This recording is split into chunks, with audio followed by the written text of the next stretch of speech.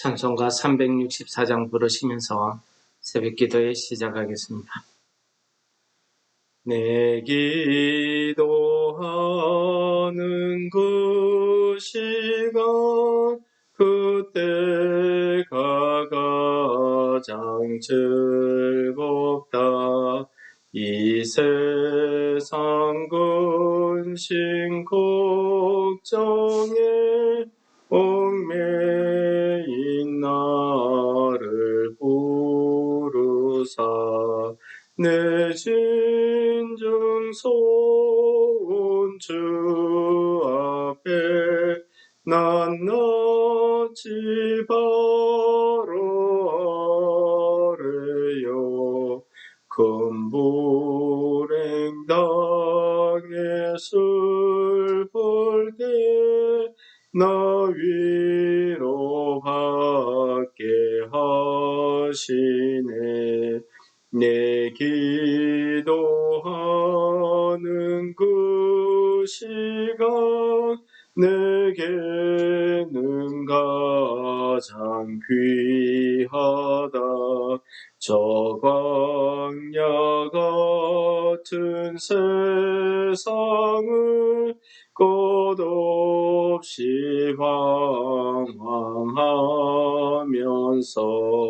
위태한 길로 나갈 때 주께서 나를 이끌어 그 보좌 앞에 나아가 큰 은혜 받게 하시네.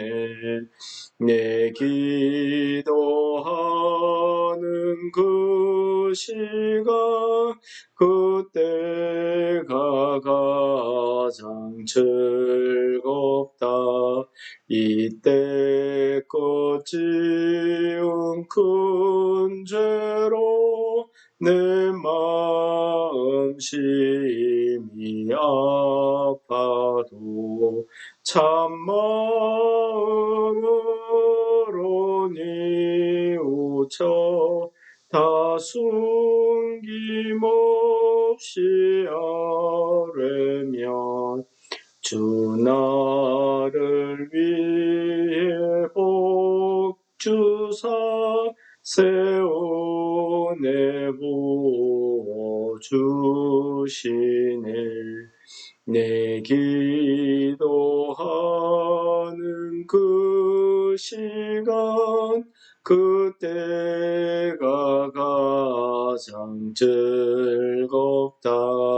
주 세상에서 일찍이 저 요란한 곳 피하여 빈들에서 나 산에서 온 밤을 세워 지내사 주 예수 친히 기도로 큰 본을 보여주셨네. 아멘. 네, 오늘은 민수기 5장 1절부터 31절 마지막 절까지 봉독하도록 하겠습니다. 여호와께서 모세에게 말씀하여 이르시되 이스라엘 자손에게 말하여 그들에게 이르라. 만일 어떤 사람의 아내가 탈선하여 남편에게 시미를 저버리고 한 남자가 그 여자와 동침하였으나 그의 남편의 눈에 숨겨 드러나지 아니하였고 그 여자의 이루어진 일에 증인도 없고 그가 잡히지도 아니하였어도 그 남편이 의심이 생겨 그 아내를 의심하였는데 그의 아내가 더럽혀졌거나 또는 그 남편이 의심이 생겨 그 아내를 의심하였으나 그 아내가 더럽혀지지 아니하였든지 그의 아내를 데리고 제사장에게로 가서 그를 위하여 보릿가루 10분의 1 에바를 헌물로 드리되 그것에 기름도 붓지 말고 유황도 두지 말라. 이는 의심의 소재요 죄악을 기억나게 하는 기억의 소재라. 제사장은 그 여인을 가까이 오게 하여 여호와 앞에 세우고 토기에 거룩한 물을 담고 성막 바닥의 티끌을 취하여 물에 넣고 여인을 여호와 앞에 세우고 그의 머리를 풀게 하고 기억나게 하는 소재물 곧 의심의 소재물을 그의 두 손에 두고 제사장은 저주가 되게 할 쓴물을 자기 손에 들고 여인에게 맹세하게 하여 그에게 이르기를 내가 내 남편을 두고 탈선하여 다른 남자와 동침하여 더럽힌 일이 없으면 저주가 되게 하는 이 썸물의 해독을 면하리라. 그러나 내가 내 남편을 두고 탈선하여 몸을 더럽혀서 내 남편 아닌 사람과 동침하였으며 제사장이 그 여인에게 저주의 맹세를 하게 하고 그 여인에게 말할지니라. 여호와께서 내 넓적다리가 마르고 내 배가 부어서 내가 내 백성 중에 저주거리 맹세거리가 되게 하실지라.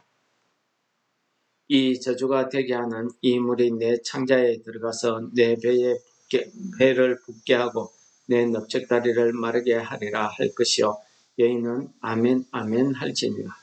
제사장이 저주의 말을 두루마리에 써서 그 글자를 쓴 그 썬물에 빨아넣고 여인에게 그 저주가 되게 하는 썬물을 마시게 할지니 그 저주가 되게 하는 물이 그의 속에 들어가서 쓰리라.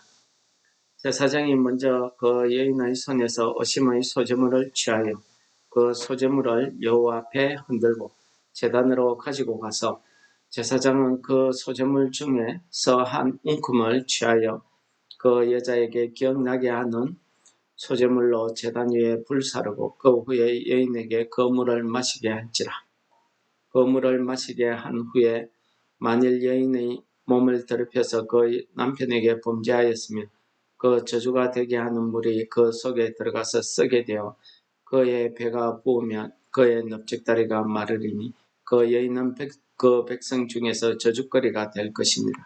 그러나 여인이 더럽힌 일이 없고 정결하면 해를 받지 않고 임신하리라. 이는 의심의 법이니 아내가 그의 남편을 두고 탈선하여 더럽힌 때나 또는 그 남편이 의심이 생겨서 자기의 아내를 의심할 때에 여인을 여호와 앞에 두고 제사장이 이 법대로 행할 것이니라. 남편은 무죄할 것이요 여인은 죄가 있으면 당하리라. 아멘. 민수기 5장은 사실 이 의심의 법이라고 하는 오늘 본문의 내용이 그 중심이 되겠습니다. 민수기 5장의 내용도 결국은 전체 내용이 하나님 앞에서 우리가 어떻게 성별되며 어떻게 거룩한 삶을 살 수 있느냐 하는 것을 자기 자신의 삶을 되돌아보며 또 이 세상에서의 삶을 되돌아보는 그러한 내용이 되겠습니다. 그 중에서 오늘 의심의 법은요. 하나님께서 창세기 때부터 처음 이 세상을 창조하실 때부터 사람을 지으시고 그 사람에게 그 여자를 붙여서 가정이라는 처음 하나님께서 만드시는 이 가정을 하나님께서 세우신 이 가정에 대한 거룩을 이야기하고 있는 것입니다. 개인의 그 거룩과 개인이 사회생활 속에서 이루어지는 거룩은 어떻게 해서든지 개인의 죄의 담당이 됩니다. 그러나 하나님께서 이 가정에 대한 이 의심의 법을 이렇게 길게 자세하게 이렇게 말씀하시는 이유는 하나님께서 세우신 이 가정이 얼마나 귀중하다는 것을 가르쳐 주시는 것입니다. 요즘은 우리 세상이 이 가정이 깨어지는 게 그렇게 흠이 되지 않는 세상이 되어버렸습니다마는 하나님께서는 하나님이 세우신 이 가정을 깨트릴 만한 아주 조그마한 의심이라도 있으면 그것을 완전히 깨끗게 하시기 위한 법이 오늘 그 내용이라고 이렇게 말씀드릴 수가 있겠습니다. 그래서 오늘 본문의 내용을 보시면은 남편이 공연히 자기 아내를 의심하는 경우 또는 여인이 탈선을 하였는데 증인도 없고 증거도 없습니다. 그런데 남편이 의심이 생겨서 그를 의심할 경우 이 두 가지 경우를 이야기하고 있는 것입니다. 어쨌든 이 두 가지 경우 다 가정의 중심이 되는 가장, 즉 남편이 의심이 생겨서는 이 가정이 제대로 유지가 안 된다는 것을 이야기하는 것입니다.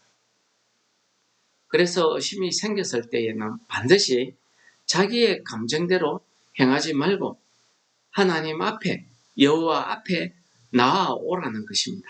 그래서 의심이 생겼을 때 자기 아내를 여호와 앞에 두고 제사장이 이 의심의 법을 집행하도록 하고 있습니다.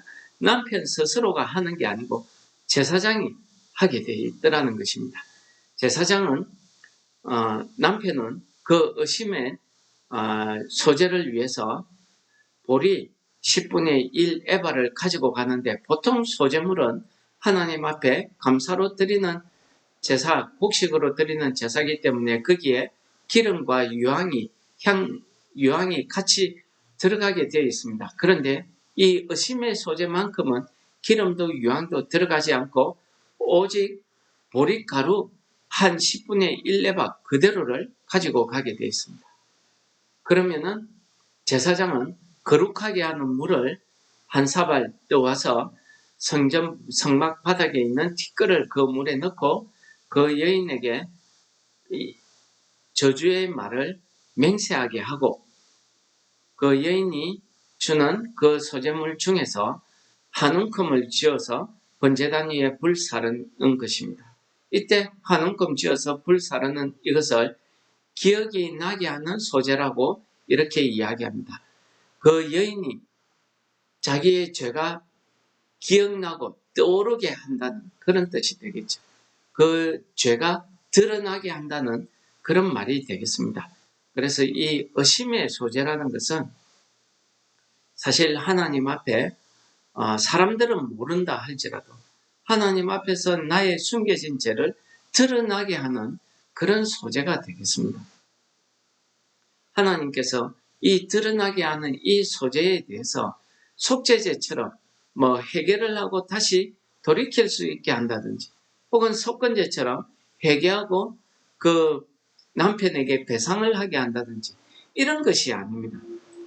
이 의심의 소재에 대해서는 그 의심에 대한 내용이 그 죄가 드러나는 순간에 여인은 그 저주의 물을, 그 선물을 마시고 그 배가 부풀어 오르고 그 넓적다리가 말라서 저주거리가 되는 이러한 벌의 결과를 당하게 될 것이라 하는 것이 오늘 의심의 법에 대한 말씀 중에 그 결과가 되겠습니다. 그리고 또 한 가지는 만약에 남편이 의심을 해서 여인에게 그렇게 했는데 그 여인에게 아무런 탈선이나 아무런 의심받을 만한 일이 없는 경우에는 공연히 이 자기 아내를 의심한 것 아니겠습니까? 그래서 하나님께서는 그 여인에게 대해서 축복으로 자녀를 가지게 하는, 임신하게 하는 그 복을 그 여인에게 주더라는 것입니다. 그리고 그 남편에게는 이 의심의 죄에 대해서 죄를 묻지 않고 있더라는 겁니다. 무죄하다라고 하나님이 판결하고 있습니다.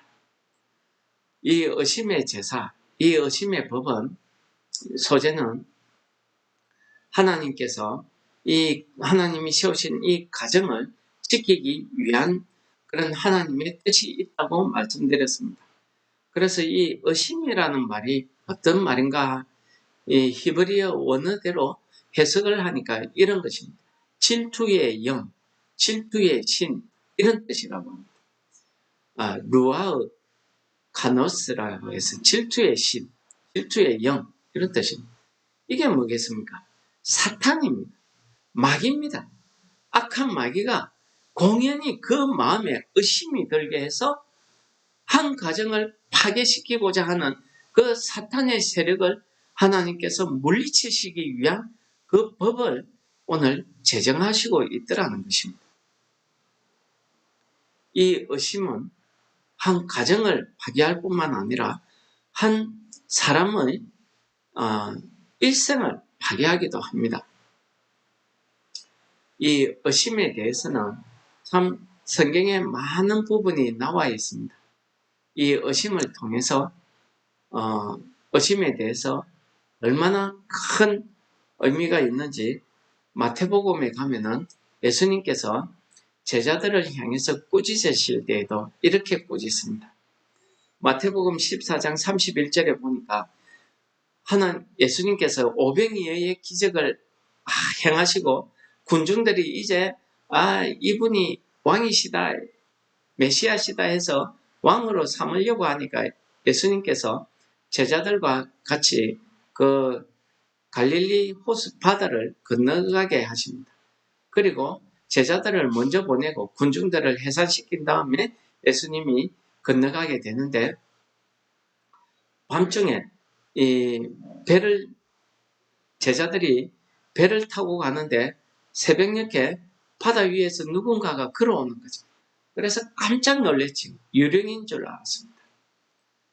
그런데 가까이 와서 보니까 자기 선생님 예수님이거든요. 그래서 이 베드로가 어떻게 합니까? 주님, 나로 하여금 이 물리를 걷게 해주세요. 나로 하여금 오라고 해주세요. 이런 소원을 이야기합니다. 그러니까 예수님께서 오라! 라고 이야기합니다. 베드로가 물 위에 뛰어들었지요. 걸어가는 그 동안에는 괜찮았는데 걸어가다 보니까 주위에 파도가 치고 바람이 불고 하니까 점점점 겁이 나기 시작한 겁니다. 그래서 그 발이 점점점 물에 빠지는 겁니다. 주여 나를 구원해 주소서. 그래서 예수님께서 베드로를 구원하시고 배에 오르셔서 하신 말씀입니다. 예수께서 즉시 손을 내밀어 그를 붙잡으시며 이르시되 믿음이 작은 자여 왜 의심하느냐 하시고, 이런 사건은 또 하나 있었습니다. 우리가 주일날 말씀을 상고했듯이 고깃배를 타고 이 디베레아 바다를 건너가시는 예수님과 그 제자들이 바다에 풍랑이 일자 제자들이 예수님을 깨워서 우리를 구원해 주세요. 우리가 죽게 됐습니다. 했을 때에도 이야기합니다. 왜 무서워하느냐? 어찌하여 무서워하느냐? 믿음이 작은 자들. 이때에도 오늘 말씀과 똑같은 것입니다. 왜 의심하느냐? 하시는 말씀 아니겠습니까? 즉, 우리는 이 오늘의 의심의 법에 대해서 이야기할 때에 만약에 여인이 탈선을 해서 죄가 있으면 여인은 죄를 당하는 것은 우리가 타당하다고 보는 겁니다. 그런데 여인이 죄가 없는데 공연히 자기 아내를 의심한 이 남편, 이 남자에 대해서는 하나님께서 무죄하다고 하십니다. 여러분들 이해되십니까? 왜 하나님께서 이를 무죄하다고 했을까요? 주석에서나 보통 목사님들 설교에서는 여러 가지를 원인을 이야기합니다. 왜냐하면 남편이 그 가정의 주인이 기둥이 되기 때문에, 가정을 이루는 근본이 되기 때문에 라고도 설명하고요. 또 남편이 이 가정을 남편을 통해서 이 가정을 이루었기 때문에 하나님께서 이 남자에 대해서 그 죄를 용서하시더라 라고 이야기를 하는 겁니다. 그러나 그렇게 말하기에는 우리가 참 받기가 너무 힘듭니다. 또는 성경에서는 남자들은 사람 수로 세웠지 여자들이나 노인들 아이들은 사람 수에 안 넣기 때문에 그렇다라고도 이야기할 수 있겠습니다. 그러나 어떤 해석이든 간에 오늘 예수님 말씀 가운데 그 답이 있는 줄 믿습니다. 예수님께서 그 용감하게 물에 뛰어든 그 베드로에게 손을 내미시면서 얼마나 그 베드로에 대해서 안타까운 마음이 있으면 믿음이 작은 자야 왜 의심하느냐? 또 풍랑이 있는 배를 타고 가는 그 제자들이 우리가 죽게 된 것을 돌아보지 않습니까? 라고 외치는 그들에게 어찌하여 무서워하느냐? 믿음이 작은 자들아. 그 안타까움으로 외치는, 안타까움으로 말씀하시는 이 예수님의 마음이 그 정답이 아니겠습니까? 여러분들, 그래서 유다서에서는 이렇게 이야기합니다. 어떤 의심하는 자들을 긍휼히 여기라. 물론 이 유다서에서 지금 이 말씀을 하시는 이유가 있습니다. 왜 그렇습니까? 사도들이 전한 복음을 믿지 않고 거짓 교사들, 거짓 교리를 가지고 온 사람들을 그들의 말을 믿어서 아 그렇구나 하고 따라가는, 그래서 복음을 의심하게 되는 이 사람들에 대해서 긍휼히 여기라는 것입니다. 그들을 뺏어가지 말라는 것입니다. 너 의심했지? 그러니까 너는 이제 안 봐. 죄가 있다고 보는 것이 아니라 당신이 나를 의심해서 봐, 내가 죄가 없잖아 하고 죄를 따지고 묻는 것이 우리 사람의 정의고 사람의 공이고 사람의 생각이라고 합니다. 하나님의 공의, 하나님의 사랑, 하나님의 정의는 연약해서 의심할 수밖에 없는 그들을 향해서 긍휼을 베풀으라는 것입니다. 그것이 하나님의 사랑이었고 그것이 연약해서 그 아내를 의심할 수밖에 없었던 그 연약한 그 사람을 향한 하나님의 사랑이었던 것입니다. 그래서 그를 무죄하다고 했습니다. 여러분, 오늘도 우리가 이 하루를 살아갈 때 우리의 가정을 해치고 내 심령을 해치고 하나님과의 관계를 파괴하고 내가 기도하지 못하게 하고 내가 시험 들게 하고 하는 이러한 이 의심들이 우리 심령 안에는 시시때때로 순간순간 생깁니다. 이럴 때 우리가 어떻게 해야 되겠습니까? 예수님의 사랑이 우리 속에서 역사해야 될 줄을 믿습니다. 하나님의 사랑이 우리 가운데 역사해야 될 줄을 믿습니다. 그래서 성령의 충만함으로 이 내 심령 안에서 일어나는 이 모든 의심을 물리칠 수 있어야 될 것입니다. 이렇게 우리가 내 심령에 일어나는 이 의심을, 이 모든 악한 생각들을 다 하나님께 맡겨버리고 내가 하나님의 사랑 안에 예수님의 그 손을 붙잡을 때에 우리는 이 의심에서, 이 시험에서 이길 줄을 믿습니다. 구원받을 줄을 믿습니다. 예수님께서 베드로에게 물에 빠져가는 그 베드로에게 손을 내미시면서 왜 의심하느냐? 믿음이 작은 자. 여러분들 기억하십시오. 우리가 살다 보면은 이 땅에서 나의 심령이 우리 악한 사탄 마귀에 의해서 질투하고 의심하고 이런 경우가 많이 생깁니다. 그럴 때에 우리는 기억해야 될 것입니다. 아, 이 악한 마귀가 나를 시험하는 것. 내 이 모든 의심을 하나님 앞에 나아가서 하나님 앞에 의심의 소재로 드리는 겁니다. 기도하는 겁니다. 예배하는 겁니다. 의심의 소재를 드리는 것입니다. 그렇게 해서 우리가 이 시험을 다 이기고 승리하시는 성도 여러분들 되시기를 축원합니다. 기도하겠습니다. 하나님 아버지 감사합니다. 우리의 연약함을 아시고 우리가 때때로 남들을 의심하고 또 내 스스로가 믿음이 약해져서 의심하고 질투하고 할 때가 많습니다. 우리의 심령을 악하게 만드는 이런 사탄 마귀의 시험을 우리가 예수 그리스도의 사랑으로 예수님이 내미는 그 손을 붙잡음으로 이겨낼 수 있게 하여 주시옵소서. 우리를 구원하여 주시옵소서. 오늘 하루도 성령께서 우리에게 충만히 임재하셔서 우리가 이 땅에 살아가면서 늘 승리하는 한날 되시기를 될 수 있도록 우리를 인도하여 주시옵소서. 예수님 이름으로 감사 기도드립니다. 아멘. 우리 이 시간에 말씀을 기억하시면서 우리 마음에 시험되고 의심되는 모든 것들을 이길 수 있는 그러한 심령 되게 해달라고 간절히 기도하시겠습니다.